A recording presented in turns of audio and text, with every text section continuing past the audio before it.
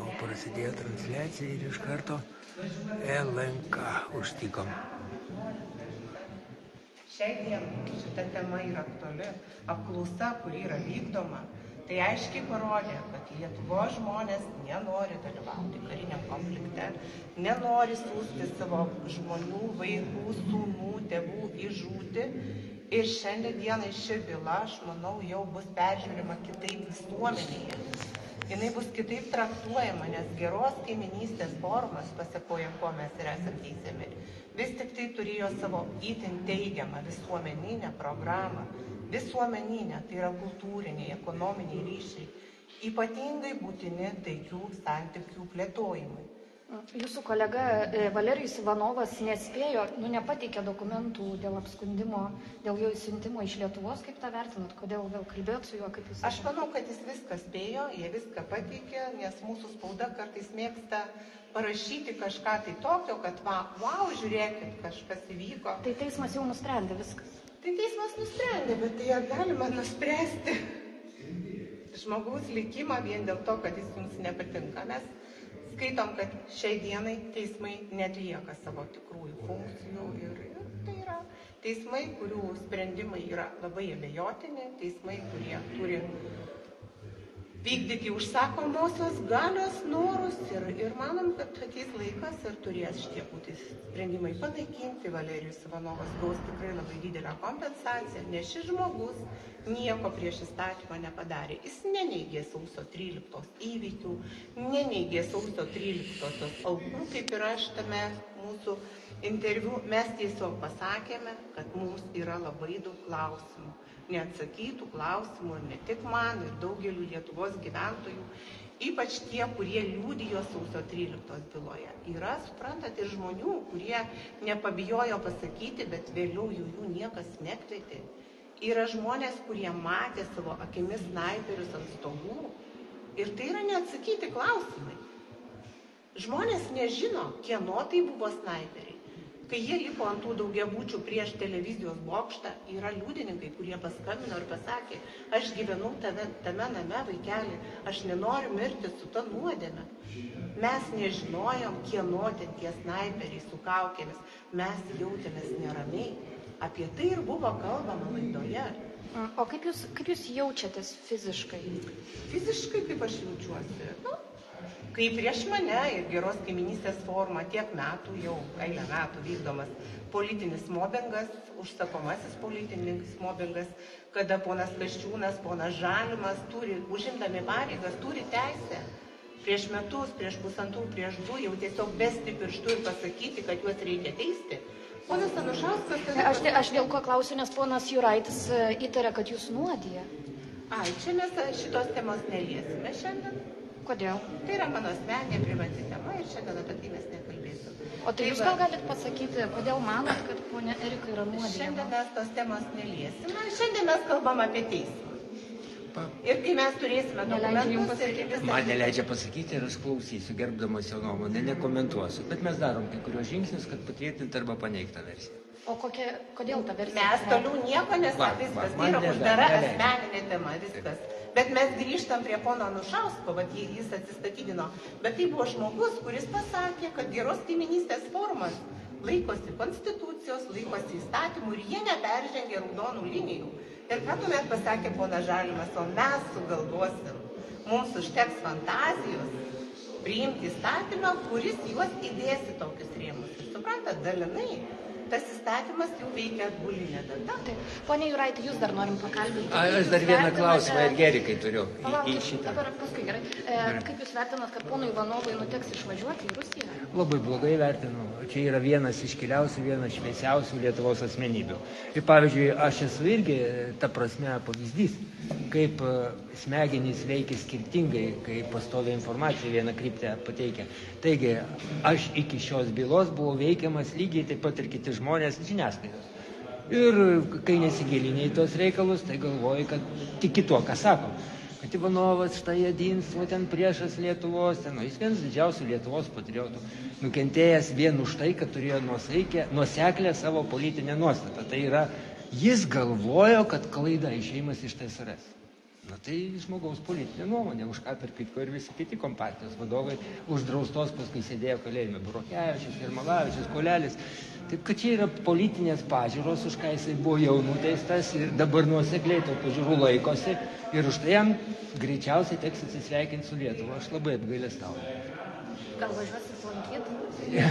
Manęs neįsileidžia Rusijos, norėdamas ten nuvažiuočiau. Iki 29 metų man uždrausta ir į Rusiją, ir Baltarusiją. Dėl to, kad mašina sudegė, banali istorija, o kadangi jie nuo lietuviškų spekuliantų ginasi, tai grinai biurokratinis, nespėjau laiko apiforminti procedūrų. Viskas paprasta.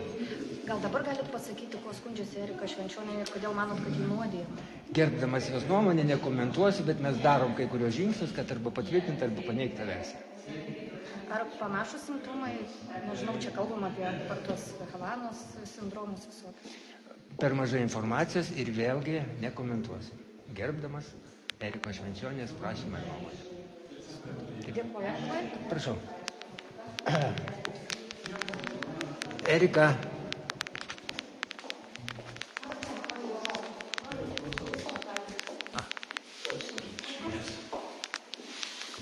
Tai teks išvažiuoti jums iš Lietuvos į Rusiją? Visų pirma, neišvažiuoti, o deportuoti nori. Mes turim laikytis formuliruotės teisingos. Antras dalykas. Aš nesutinku su motivacija, kuri man buvo atsakyta neigiamai. Dėl to, kad aš prašiau, kad visų pirma mes prašom, kad savo skundai, kad būtų atstatytas tikras laikas, kada aš gavau šitą pranešimą, kad aš esu, reiškia, mane palaisvino nuo leidimų gyventi. Tas įvyko 13 sausio šių metų. Aš atėjo paštininkas, padavė man laišką, aš turėjau pasirašyti, kad iškreiviau. Ir nuo šito aš galiu sakyti, kad pradėjo man asmeniškai eiti tas laikas, pagal kurį aš turėjau paduoti pareiškimą savo jau neigimo šitoj, reiškia, sprendimo. Parašėm, reiškia, aš parašiau 21 sausio, 2 savaitės buvo, reiškia, terminas ir man iš karto atmetė mano pirmą. Antrą prašėm aukščiausią instanciją irgi atmetė, dėl to, kad, sako, terminai jūsų jau, kaip sakant, praėjo. Atleiskit. Visų pirma, savo prašymę aš prašiau ne tik atstatyti laiko, kada aš gavau, kad, reiškia, būtų nuo 13 sausio. Labai gera data, visiems Lietuvoje gerai žinoma. Ir nereikia čia, kaip sakant, per daug svajoti, kokią čia dieną. O antras dalykas, atsakyti man, kame esmė, motivacija. Man parašė laišką iš migracijos iš departamento, remiantis departamento, reiškia, kad aš esu, reiškia, išversta į rusišką, iš lietuvių kalbą, aš esu Lietuvos tautinės, reiškia, ugrozo, reiškia, grėsmė, aš esu grėsmė tautiniai Lietuvos Respublikos, reiškia, grėsmė. Aš norėjau sužinoti, kame ta mano grėsmė pasireiškia. Ir aš prašiau motyvuoti. 40 kartų šitą frazę mano tam, kas man buvo atsiusta, buvo parašyta, bet ne vieno fakto, kuris man pasakytų, ką aš pasakiau tokią, kuo aš nusižengiau Lietuvos įstatymui, už kurį mane reikia, kaip sakant, deportuoti. Neradau iki šito. Dabar man sako, kaip pasraikina, buvo tokia, reiškia, miniatiūra, kai jis sakė, prašė atsakyti dalykiškai apie tą, ką prašė. O jam sako, kur jūs buvot nuo 8 iki 11 valandos. Atleiskit, prie ko čia šitas ir prie ko čia tą, ką aš klausiau. Aš noriu pasakyti, kad būtinai reikės vėl kreiptis ir, reiškia, nežinau, čia reikia spręsti šitą klausimą. Man tokie monai, tokie prijaučikai, rusiškai sakot, nepraeina. Aš esu per daug išmokytas žmogus, kad nematyti šitą aferą, kur daro, reiškia, migracijos valdyba ir departamentas. Man nori kažką tai, reiškia, įpiršti, aš noriu žinoti, aš žmogus, aš noriu teisę žinoti, ką aš prasižengiau. Tada bauskit mane, ar sakykit, ir aš tada sutiksiu ar ne. Eisiu į teismą su jumis aiškintis.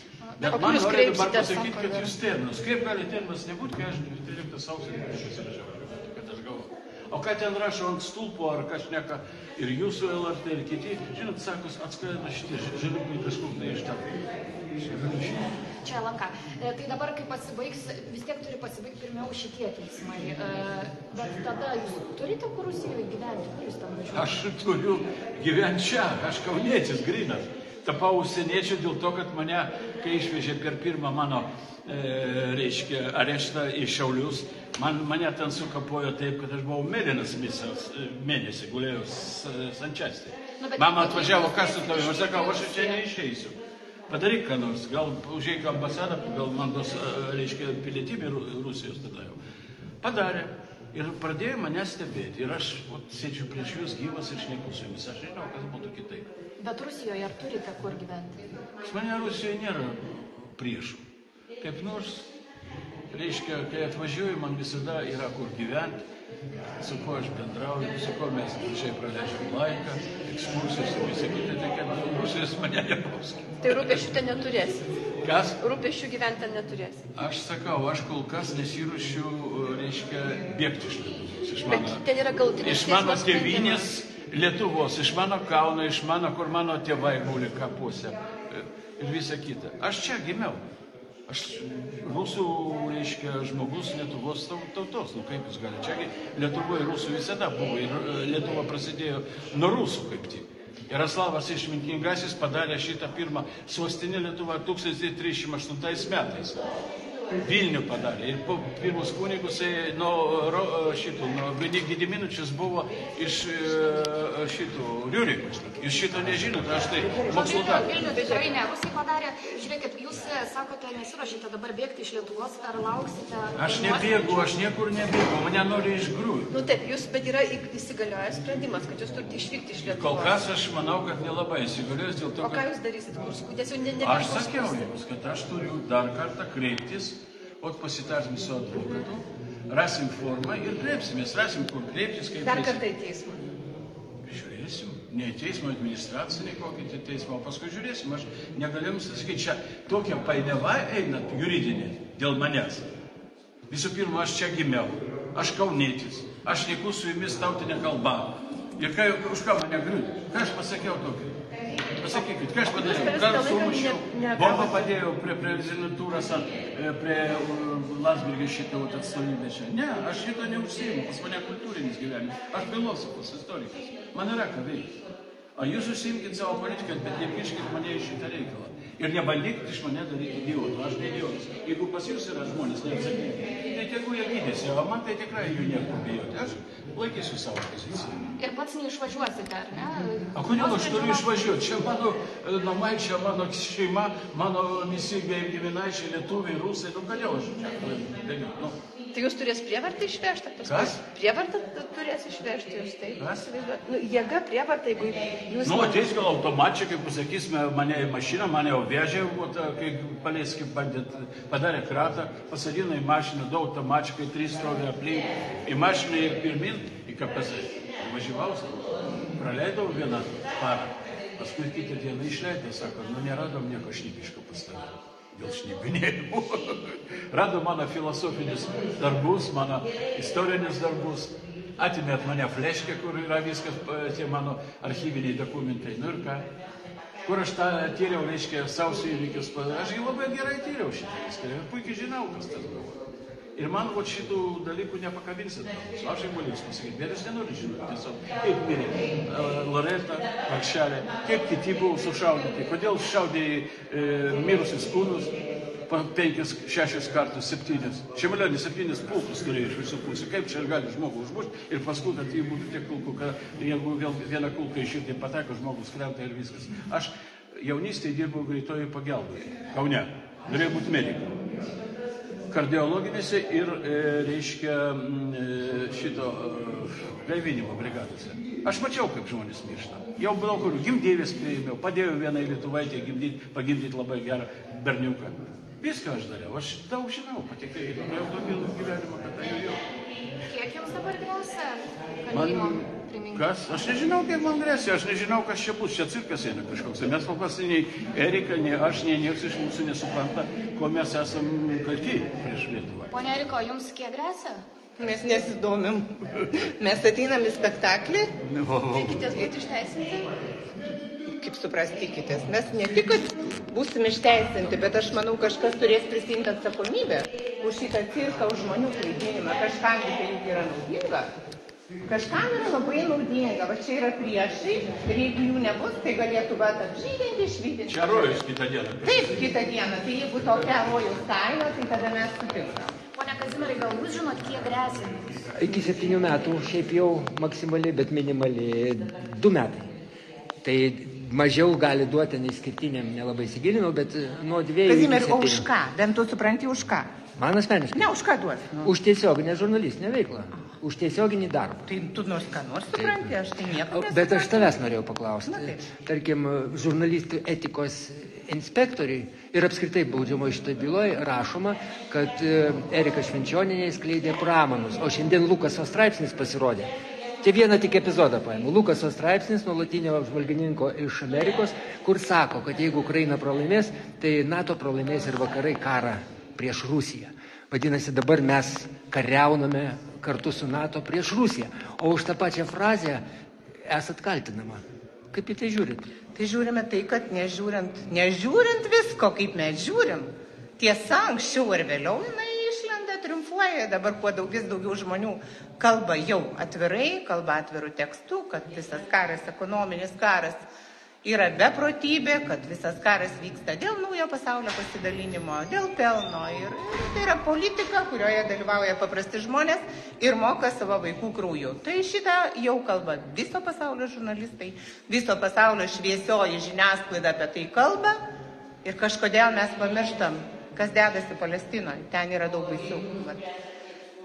Jo, bet LNK... Neleista kalbėti apie Palestiną, visiškai neleista. Taip? Bet LNK klausia, va kaip žiūri, jeigu būsi nuteistas nuo 2 iki 7 metų už tai, ką dabar šneka viešai. Palaukit, kaip aš galiu būti nuteista už nieką? Vat ateinu ir jūs nuteisiu, nes galbūt jūs galvojate ne taip kažkaip, ne?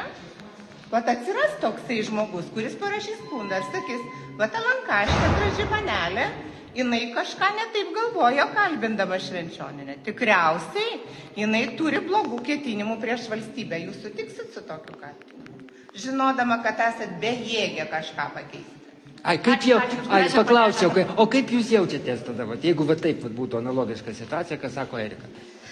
O jūs nusiteikęs nuo 2 iki 7 metų? Aš tai visai net nusiteikęs. Virš 2 tai gal nelabai, bet 2 metus kokius mielai pasėdėčiau, nes kalėjime tai irgi žmonės gyvena, kurių apie 50% už nieką beveik sėdi tenai. Dabar jau nemuša taip, kaip mano laikais. Jo, dabar tenai yra... Aš jums pasakiau, šauklys išvežė mane, iš mane kotletą padarė mėlyną. Ir mėnesį gulėjau, reiškia, Šiaulių, reiškia, Sančestį šitą kalėjimą. Dėl to, kad atsisakiau duoti parodymus. Dėl ko? Aš buvau lyderis vienybė jedinstvo jėgas ir aš padėjau daryti, tai čia žmonės eitų pas mane 1000 organizacija buvo. Norėjau su visais sudaryti ir jos, kaip sakė, aš niekada taip tikėtis, aš turiu atsakomybę už tos žmonės. Ir nesakiausiu, teismą vėskit, aš atsakysiu teismą, jūsų klausimus.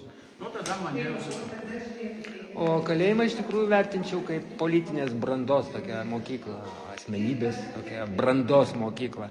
Nes ten irgi žmonės gyvena, bet to ten labai gerbė, jeigu žmonės sėdi su tvirtais įsitikinimais. Paprastai taip. Aš daugybę reportažų iš kalėjimų pridarė, taip, kad jie gerbė žmonės, neišverstas kūrius, tikrų žmonės.